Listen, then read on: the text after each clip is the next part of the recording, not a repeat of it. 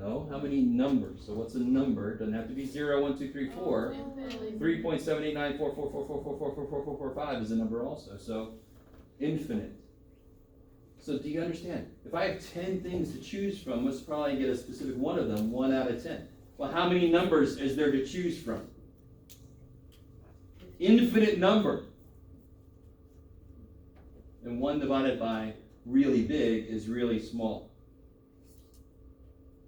So probably somebody has to wait exactly 8 minutes. The minute their foot touches the side of the step for the bus, it's 8.000 forever. That is basically 0. That ain't going to happen.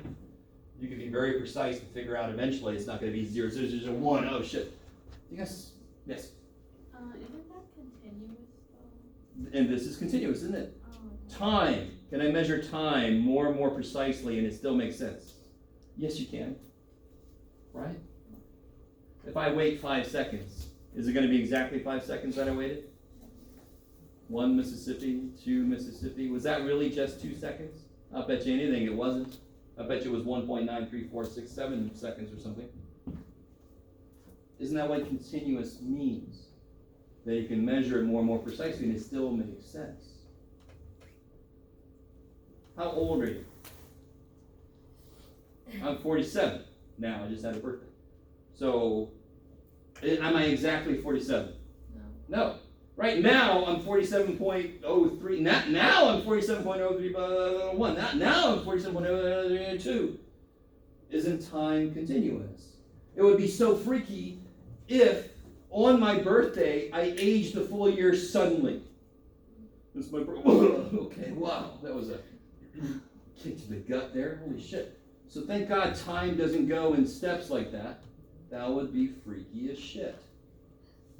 I didn't celebrate my birthday the last 4 years, and then that 5 years hit me. Here it comes. All right, maybe. Okay, now, I want you to realize the whole thing about infinity is unnecessary, to be honest, because the basic idea is the answer is the area related to the question. What's the area of a line? 0. That's all you got to worry about. Don't worry about infinity. I just wanted to go explain a little bit further another way to look at it. But it is the area. So somebody help me out. What's the probability? So x equals 8 is 0. X equals anything. The probability of x equals anything is 0. What's the probability that x is greater than 15? 0. There's nothing out there. It only exists from 0 to 15. What's the probability that x is greater than 13?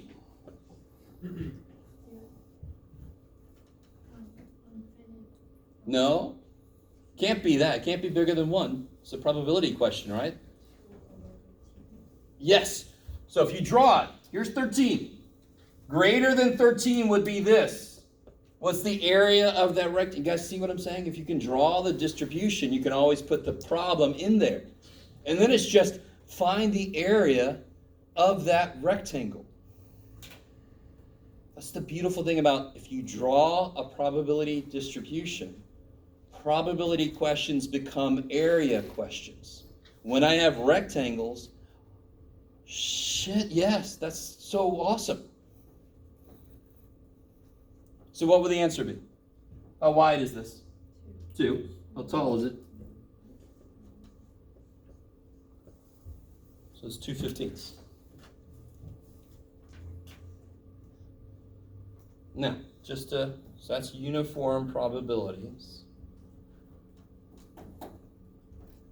There are situations where the probability distribution is, for example, we're not going to do this, right? But just to show you another example.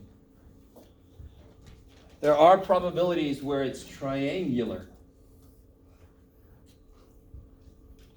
So let's say it's like this. What would the probability of 3 to 4 be? What shape is that? What shape is that little shaded area? What shape is it? How many sides are parallel in that shape? 2. Somebody remember what that shape is.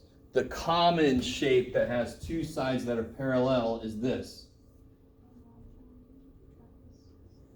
It's a It's a trapezoid. Right?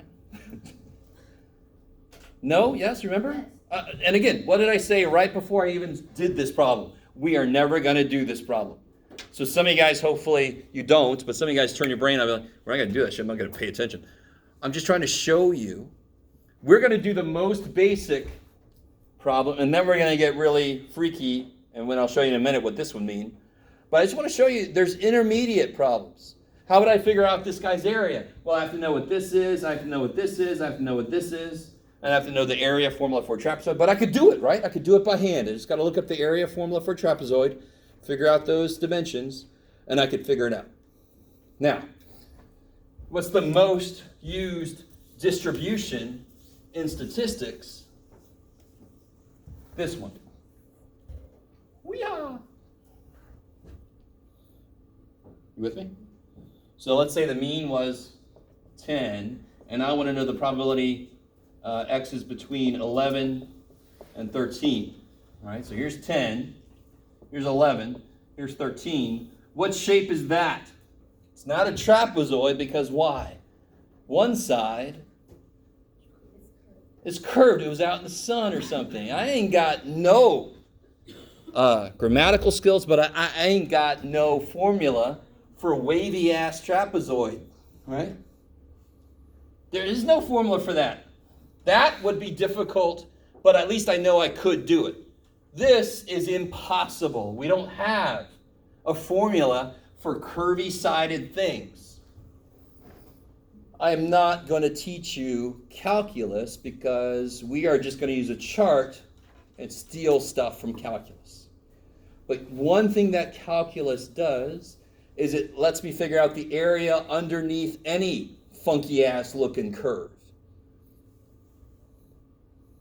So I'm eventually going to give you a chart that's going to tell us areas between certain places, and I can just kind of put the answer. If I look it up, I can put the answer in. You're going to have to learn how to use that thing, right? But now you can see why we need help. I don't have a geometric formula for this.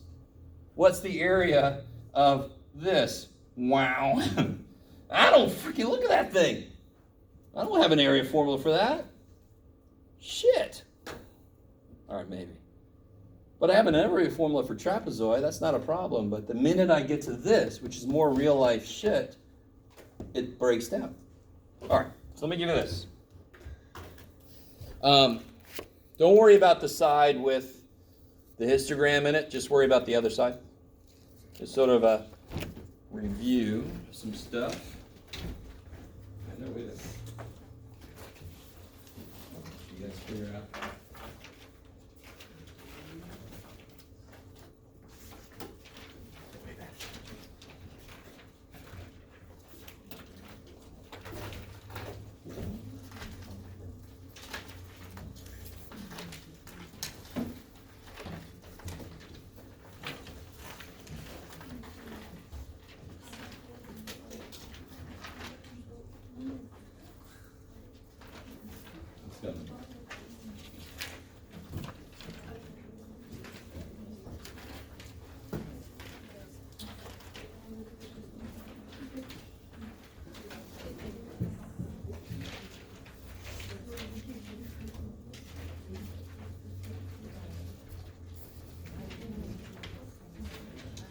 So don't worry about this side.